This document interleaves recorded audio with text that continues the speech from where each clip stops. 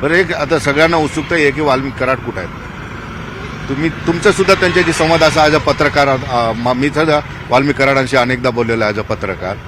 कुठे जाऊ शकतात? एक तर एमपी मध्ये बॉर्डरला असू शकतात असं म्हणतायत, किंवा एमपी मध्ये असू शकतात, किंवा कर्नाटकमध्ये आपल्या परळी बीड जिल्ह्यातले बरेच ऊसतोड टोळ्या तिकडे गेलेले आहेत, त्यांच्या टोळीमध्ये सुद्धा ते लपून बसले असतील असं म्हणतात. एक अंदाज, आपण काय पोलीस नाही, सीआयडी नाही किंवा इन्व्हेस्टिगेशन एजन्सीज नाहीत, अंदाज काय असू शकतो?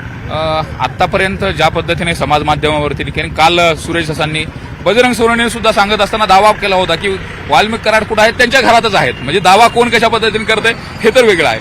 सुरेश असांचं म्हणणं आहे की ते काही जणांचं म्हणणं होतं की नागपूरच्या बंगल्यामध्ये आहेत, म्हणजे नागपूरला जे अधिवेशन सुरू होतं, अधिवेशन कालावधीमध्ये वाल्मिक कराड तिथंच होते, अशा पद्धतीने देखील काही जणांचं म्हणणं आहे. तर काही जणांचं म्हणणं आहे की ते पुण्याला आहेत.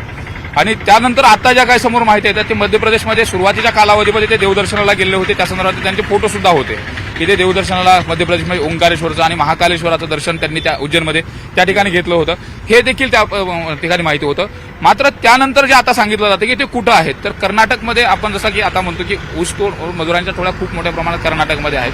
त्याचबरोबर जे मुकादम आहेत त्यांचे मुकादमाचे संपर्क तिथल्या कारखान्याशी, तिथले जे व्यवस्थापन आहे, सगळ्या टोळ्यांशी वाल्मिक कराड यांचे संबंध सुद्धा खूप सलोखे आहेत. चांगल्या सलोख्याचे संबंध आहेत. का तर अडीअडचणीमध्ये वाल्मिक कराड त्यांना सहकार्य करत होते असं त्या मुकादमांचं सुद्धा म्हणणं आहे. त्यामुळे मुकादमाच्या संपर्कातून जर ते तिकडे थांबलेले असतील तर ते सुद्धा पोलिसांना पाहावं लागणार आहे. विशेष म्हणजे मध्य प्रदेशचं कनेक्शन जर आपण बघितलं तर वाल्मिक कराडांच्या संदर्भात दुसरी एक बाजू आपण पाहणं गरजेचं आहे. का तर वाल्मिक कराड हे महादेवाचे शिवशंभूचे भक्त आहेत, निस्सिम भक्त आहेत. आणि आपण परळी वैद्यनाथमध्ये देखील पाहिलं तर परळी वैद्यनाथला सजवणं असेल, महाशिवरात्रीमध्ये, त्याचबरोबर श्रावण सोमवार, त्या सगळ्यामध्ये त्यांचं कॉन्ट्रीब्युशन असायचं.